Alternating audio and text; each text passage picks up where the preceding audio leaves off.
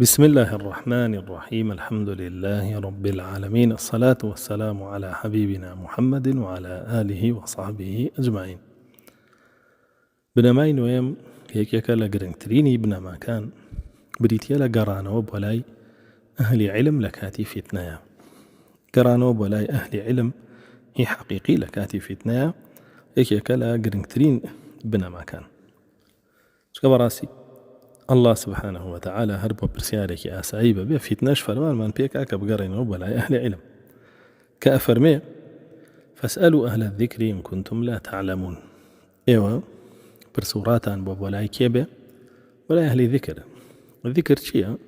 ذكر قرآن وسنة کە الله سبحانه وتعالى دای بەزانەوە. فەرمیننا نحن نسألنا الذكر بەستی پێی ئەوەیە کە دای بەزانەوە. شی کە دای بەزانەوە چییە؟ وأنزل الله عليك الكتاب والحكمة. أو ذكرى كتاب حكمة حكمتيش سنة كواتا توبي بقريتو بولاي أهلي ذكر أجر هاتو بابتك هاتا مشكتو ويستد حكم شرعي كيف زاني بابتك هاتا بيشتو ويستد حكم شرعي كيف زاني أهلي ذكريش أوانن كإحاطيان كردوا بنصوص كاني قرآني وسنة وأقوالي زانياني بيش خويان لسر أو دقانة أمانة بيانو تري أهلي ذكر يعني كم بشار زي قرآن به وتفسير كيف زانه وقسي زانيان أهل سنة وجماعة وإمام بارز كان لصحابة تابعي كانوا بدوي أوانشا هر إمامك كشوين كوتي أوانا بزانه وأقاداري بي لسر آهتا وبيش هاتا كان وشار زي سنة رسول الله به صلى الله عليه وسلم وأقوال صحابة تابعي كانيش وإمام بارز كان لدوي أوان لسر أحاديث كان رسول الله صلى الله عليه وسلم ولقل أو شاب وخوي يكبل وعني ككارك أأبو قرآن وسنة إقنانا بأهل ذكر كاتب بأهل ذكر كذكر شارزابه وكارشي بيبكى أو كاتا أما زانايا بمعنى كلمة زانايا توبي وندي بيو بكى وهو البدا كيشو مشاكل وبرسيار وابد كان يخد بري توب ولاي ويسفادي ليبكي وبكي تمش خلق بورين موني خد وأوي كبوشي ويا أو زاني حقيقية أويك رسول الله صلى الله عليه وسلم فرمي العلماء ورثة الأنبياء براسي زانا كان ميراد قري بيغمبر كان زانا كان ميراد قري بيغمبر كان أأمان ميراد قري رسول الله صلى الله عليه وسلم شايستي أوان كتو هول بدأي لا بابة كان رويان تيبكيت وأحكام الشرعية كان لوان ورقري نقلها مو قجر وقجرك لونا خوي وابيشانا مفتيو فتواد بويا ويا براسي أجر بيتو لا بدي لم قاعدة برسيال لأهل ذكري حقيقينكي ولا كاتي فتنة وأشوب جيجاوا نقريتو بولاي أوان أو براسي تياتشي بويزور قرنقا أكاداري أو قاعدة يبي ابن عباس رضاه رحمتي الله إلا سربه لتفسيري وآياتها فرمي قال إبليس لعالم واحد أشد علي من 1000 عابد إبليس وتويتي يكزانا ألمانا تنتر لسر من لهزاران خواه پرس باشه بوشي وايوتو لبروي خواه پرستك بس خواه پرستی بو خويكا بلام زاناكا هزاران ومليونان كس أپاريزي لبلاني إبليس عابدك كسي نپارستو بويا براسي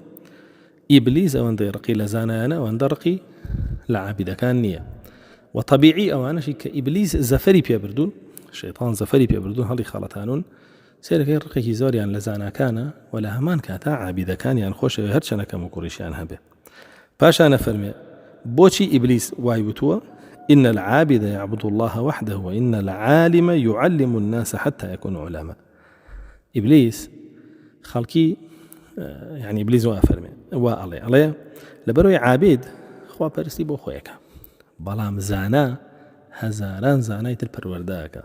مليونان زانايتر پرورداكا بوي ابن عيينة رضا رحمتي الله إليه بيفرمي أرفع الناس عند الله منزلة من كان بين الله وبين عباده وهم الأنبياء والعلماء. فرمي براسي أوانيك برسترين بلايان هي للاي الله سبحانه وتعالى كين زانا كانا لبروي أوان لنيوان الله لنيوان عبدكاني الله يعني. بلي واشا عبدكاني الله بيسيان بزانين يحكى مكانه كي زاني يعني زان أحكام كان لا الله ورسوله لسنة قرآن والسنة ورقرنو بعبدكاني يلن ويا رسول الله صلى الله عليه وسلم فرمي فضل العالم على العابد كفضلي على أدناكم. قوري وشكو ريزي زانا للاي الله سبحانه وتعالى وكتشي وايا براورديك بفضلي خوي بسر صحابة كان يعني شاني رسول الله صلى الله عليه وسلم قوري وشكو ريزي هي بسر صحابيك زانايكيش بسر خوا برستيك أو اندرز قوري وشكو هي لا الله سبحانه وتعالى. وبزوراك داربين ربيعي رأي ما مصاي إمامي مالك زۆر زۆری پێ ناخۆش بوو خەڵک پرسیار و کێشە و مەشاکیلەکانی بەرێتەوە بۆ لای خەڵکی نەزان. جارێکیان ئیمامی مالیکە فەرمێ چوون بۆ لای بینیم ڕەبیعە ئەگریە. وتم بۆچی ئەگریە؟ هەلەکە ئەبووک هەلەکە ئومک هەلەکە ئەخووک هەلەکە مالک، باوکت یا چووە دایکت یا چووە برات یا چووە ماڵت یا چووە کوڕت یا چووە، تۆ بۆ گریە ئێ ڕەبیعە؟ فەرمووی لەقەد سئیل من لا یعلم، بەڕاستی خەڵک چووە پرسیاری لە کەسێک کردووە کە نەزانە كجاهلة. توزاني حرامة كيشو مشاكل كانت بري توب ولا كسي جاهل، توزاني حرامة لكاتي فتنة يقول كسي جاهل بقري شو كوكو حسني بصري فرمي بسبوري فتنة كي كسي عالمة كفتنة دي بس عالمة كان إيزانا كاروان جاهلة كان إيزانا يعني تو كفتنة دي أشي برسيار وراي فتنة أبي توب ولا جاهل لا أبي توب ولا عالم تياتي ژیانی دنیا و قیامەتیشت لەدەسەی. بۆیە بەڕاستی زۆر گرنگە ئەو ئاەتە پەیڕۆ بکەین لەم ڕۆیە فاسألوا أهل الذكر إن كنتم لا تعلمون. وزانایانمانە فەرموون فاسألوا لەویایە ئەمرە الله سبحانه وتعالى ئەمرەکە ئێوە فەرمانتان پێ ئەەکەم هەر شتێک نەتانزانی هەر شتێک ناڕوون بوو لەلاتان تیایدا بگەڕێنەوە بۆ ئەهلی عیلم بۆ زانایان ئەگەر خۆتان نەتانزانی. کەواتە فەرضە لەسەرمان لە گێژا و فیتنە و پرسیار و بابەتەکانمانە بگەڕێنەوە بۆ لای ئەهلی عیلم، نەک وەکو منافقین کەین خۆمان دەمی تێخەین نەگەڕێنەوە بۆ لای ئەهلی عیلم. کە الله سبحانه وتعالى لە قورئانە باسی منافقینمان بۆکە ئەفەرمێ فإذا جاءهم أمر من الأمن أو الخوف أذاعوا به ولو ردوه إلى الرسول وإلى أولي الأمر منهم لعلمه الذين يستنبطونه منهم. فەرمێ منافقە کان کە پێش هاتێکە هاتە پێشەوە یەکسەر خۆیان دەمیان تێخست و بەناو خەڵکیا بڵاویانە کردەوە، خۆیان دەمیان تێخست و بەناو خەڵکیا بڵاویانە کردەوە. خۆ ئەگەر خۆیان بێدەنگ بوونایە بیان گێڕایەتەوە بۆ لای رسول الله صلى الله عليه وسلم، يعني بۆ ڕێبازی رسول الله صلى الله عليه وسلم کە قورئان و سنەت، یاخود بۆ ئەهلی استنباط لعلمه الذين يستنبطونه منه. أهل استنباطش كان ولي أمر كان يعني علماء كان. ابن عباس فرمي وإلى أولي الأمر منهم يعني إلى علمائهم بيان جراته ولا زانا كانيان أو زانا كانيان وردبونا ولا بيش هاتك ووردبونا ولا دقة كاني قرآن وسنة بوشي ويا فتواي دروستو حكمي بابتك كان أرونا كردو بيان بلا منافق واناك حساب أهل علمناك رز لأهل علمناك بويا لكاتي فتنة شاقرته بوكي بو جهول كان کۆمەڵە جەهولی حەماسیە بینێ دەسەکەن بەهات و هاوار و قیژە قیژ لە فیتنەکانە خۆیان شینەکەنەوە خۆیان سوورەکەنەوە لایڤەکەنەوە چنە سەر مینبەر هاوارەکەن بێ ئەوەی خۆیان هیچ دەستێکیشیان هەبێ لە ئیسلاحە لە خودی ئەو فیتنەیەشە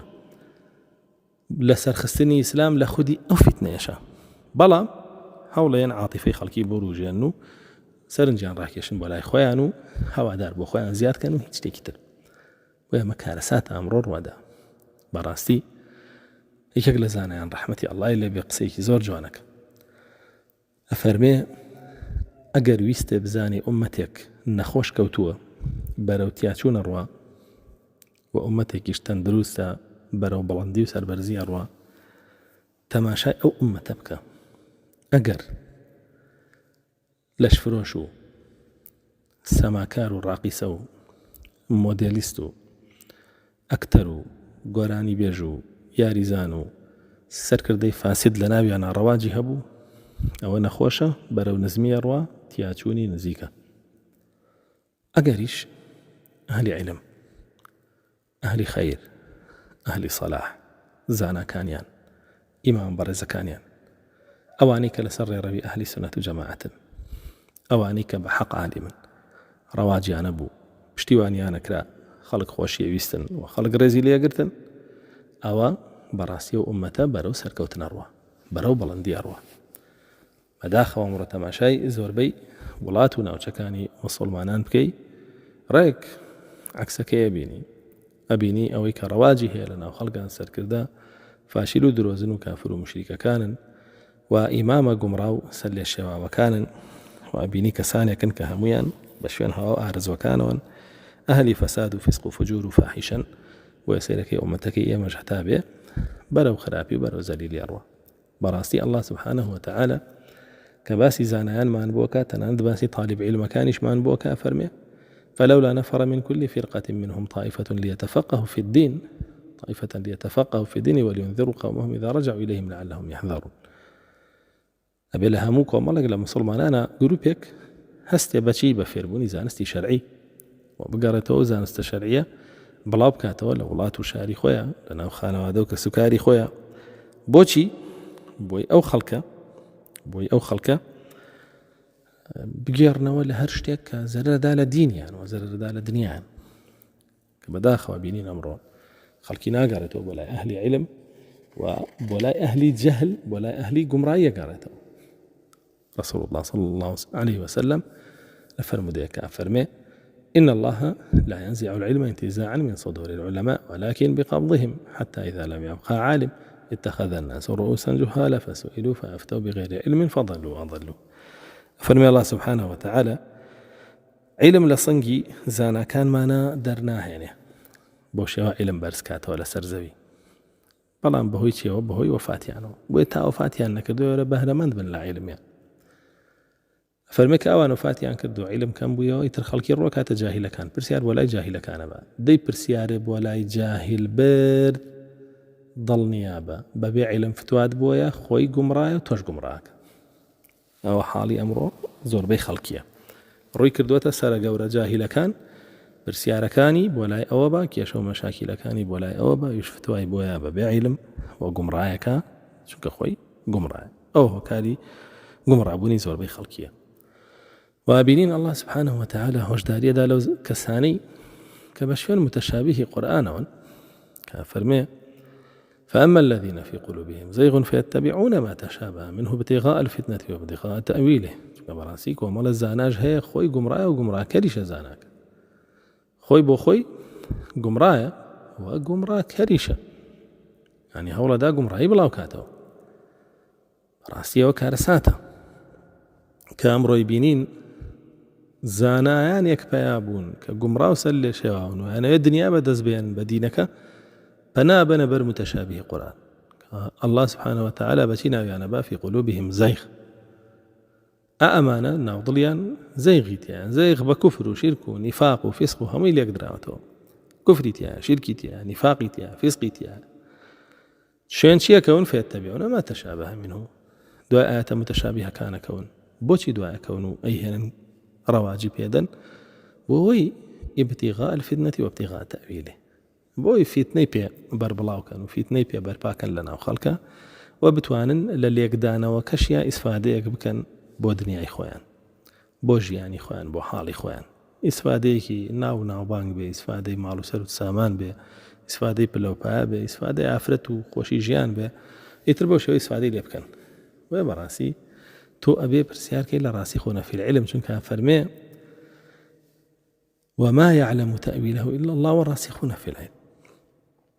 تأويل يوم تشابهان كيزاني الله سبحانه وتعالى لقال كيتر أوانيك راسخ لعلمات تو ببدوايا وانا يبقى ريو برسيار لوانا بكي بداخة وابيني كاتك فتنة يكديتا بيشوا وتاري يكي لو جهولانا زورترين بيناريه وزورترين خلق ليكو بوتو بو لبروي بحماسي عاطفة وخلق راك يشيو وتاريخي حماسيان بويا ما نيجي لخشتها شنو بي هلا خلطين أيوج لولا دعوتي زياتر أخواو سفري زياتر كاو وقصر زياتر بيكواني وسلوت السامان زياتر بيكواني أبو شواجي لسعي نفهمي ونزاني زورك لخلقيا وهبي كوري منبه رحمة الله إليه بفرمي كان العلماء قبلنا قد استغنوا بعلمهم عن دنيا غيرهم زاناني بيجا مع فرمي بعلم كان دسيان هلقتبو لدنياي خلقي علمك خواني أن بزبو براسي يعني كاروي دقتي جياني زانا يعني بيشين ماني نيانا خليفة كان بان يعني نكرد بيتن ومالو سلوت ساماني جزوري شان بسران رجعنا بيتن بلان بوي دور بن لفتني أمير كان وأمراء كان بە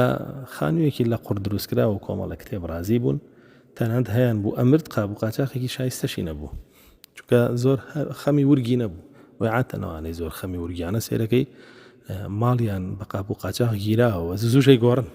گران بەهاتر و مۆدێلات و بابەتان ناڕۆن بەڵام ئەوان بۆ شێوە بوون ئەفەرمێ فكانوا لا يلتفتون إلى دنيا غيرهم وكان أهل الدنيا يبذلون لهم دنياهم رغبة في علمهم أوان أوريان بو دنيا نادا وكلا دستي خلقيا بو أوانشي أهلي دنيا بون هولي أنا دا هاتشي مالو سرد ساماني أنا سرفي بكن بس بيان بكن توزل علم كان بهر أمند بندو بسياري شرعيان لي بكن والله ممرو چونك كابرا خوي زانانية خوي كلا رؤوس جهالة كان سيركي خلق يعني بونا علمي لي فير بونا كتابي شرح كردو لي فير علمێکی لێ وەرگرێ زنجیرەیە دەرسی لێ وەرگریار بۆ دوو ڕسمی لەگەڵ بگرێ و لەو تارەکە دانیشە و تۆزێ بژی بۆ بکەم هیچی تر أفرمي فأصبح أهل العلم اليوم فينا يبذلون لأهل الدنيا علمهم رغبة في دنياهم الله بلا ممرو اشتقع عكس بوتو بينين هندق لزانيان من جاء وهبي كوري منبه وابله 1200 يا 600 صلموا بيش أبي يستشون به فمن بلا ميما أمرو بينين زانا كان من علم كان بكاري هنن بو بدزهناني دنيا وبو رازي كردني أهل دنيا وأصبح أهل الدنيا قد زهدوا في علمهم لما رأوا من سوء موضعه عندهم أهل دنياش كبينيان أهل علم أو علم كان زليل كانوا بو بدزهناني دنيا بكاري هنن دور كوتنا ولا زانا كانوا بينياز بن لزان استكان بشرها في رحمة الله إليه فرمي رأيت مشايخ طلبوا العلم للدنيا فافتضحوا وآخرين طلبوه فوضعوه مواضعه وعملوا به وقاموا به فأولئك سلموا فنفعهم الله تعالى بشرح في رحمة الله لبي أفرميكم ولك لزانيان بيني بعلم كيان بدواي دنيا كوتن الله سبحانه وتعالى فضحي كردن ورسواي كردن شكاندني لنا وخلقه وكومالكي شنبيني دواي زانس كوتن زانس فيربون وزانس تكيان خست جي خوي لجي خويا بكاري علينا وبخلقي عنده أفرمي أأمانة سلامت بون لفضح كردنو وبوشي ويا خويا رزقاري يعني بو والسودي شان بو خلقي هبو سودي شان بو خلقي هبو براسي أبي إنساني زانا قولتلين مواصفات كقرنقت يا أبي خشية الله إنما يخشى الله من عباده العلماء براستي أوانا لألله أترسن كزانان يعني إنساني جاهل لألله ناترسه بيبيني ابن أبي الدنيا رحمة الله إليه فرمي واجبة كالعطاء خراساني ويجارته بمان أفرمي واجبة زانايان خويان لألله بترسن وواج لخلقي بكان لألله بترسن خمر زانايان خويان لألله ناترسن بقردين لو تارو درسكان يانا علي خلقي نبيزنا كان لألله بترسين باهر الله ما نخوش به لكاتيكا أبينين زانياني بيشو بعكسه خوان لا الله ترسان وخلقي شان ترسان ولا الله كامرو ترسي الله ان لبيري خلق بردو بزاندني سنورة كان زور آسان بو ويا براسي لكاتي فتنة وعشوبة بزانك يا زانا بينا سروا وحاول بدا بيوست بي بو زانايا ولو زانا بهرمند بي لعلمكي بهرمند بي هتاوكو بتواني أو علمي بكابه هوكاري رزقار بوني خوي بيجامو كسي لفتنة أنجا رزقار بوني توش لفتنة كان وقورة لين علامتي عالم بريتيا لويكا كار بعلمك ياك ودورة لفتنة